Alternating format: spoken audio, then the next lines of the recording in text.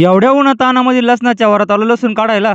सूर्याची किरण सोडून कोण आहे आम्हाला वावरात बघायला. राम राम मंडळी, पुन्हा एकदा आपल्या या नवीन ब्लॉग मध्ये तुमचं सर्वांचं स्वागत. भानगडीत भानगड झाली अशी भानगड. गणेश भाऊ सांगळे यांच्या मळ्यात कलिंगडची तोड चालू होती. लसूण जर काढला आपण 2-4 दिवसांनी लेट, नंतर काय आपल्याला पाहायला भेटणार नाही लसणाचा देठ. त्याच्यामुळे आपण आता लसूण काढत आपण जाऊ थेट. भावानं हे पोरग लसूण काढायला असं बी लागलं होतं. दे धक्का दे बुक्का.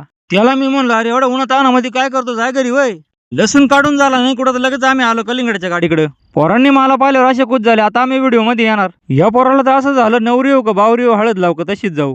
त्यांनी कलिंगड तोडून सगळे पिकअप मध्ये घरी आणले होते. भावानो ही गाडी तर भीमाशंकर हायटेक नर्सरी यांचे मालक संपत भाऊ सांगळे यांची गाडी. या दोघांची नेमकी काय भानगड चालली मला काही समजाना. हा त्याच्याकडे पाहतोय, तो त्याच्याकडे पाहतोय. याला वाटतं तो कोण उचलील, त्याला वाटतं हा कोण उचलील. मी तरी म्हणतोय गावाचा इथं खटाखटा काय आवाज येऊ राहिलाय. मदन सांगळे गावाच्या पाट्या उचलून गोण्यांमध्ये टाकीत होता. वावरातून काढलेला गहू 2-4 दिवस वाळल्यानंतर या मशीन मधून साफ केला जातो. गहू साफ करायचं म्हणजे काय सोपा कुटाणा नाही भावानो. माधुनी जावा माळपावडे हातामध्ये घेतली, दे झटका न उडल खटका. तेवढ्यात मदननी पाठी भरून आणली. माझी नजर वाट्यावर बसल नानाकडे गेली. नाना का बरं डोकं खाजीत होते मला काही समजाना. माधूचं माळपावडीने गहू ओढायचं काम चालू होतं.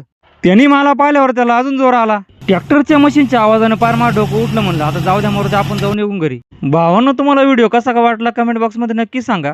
मी तुमच्यासाठी असे नवीन नवीन व्हिडिओ घेऊन येणार आहे. जर तुम्हाला व्हिडिओ आवडला असेल तर नक्की लाईक करा, व्हिडिओ शेअर करा, फॉलो करायला विसरू नका. श्री स्वामी समर्थ. जय जय स्वामी समर्थ.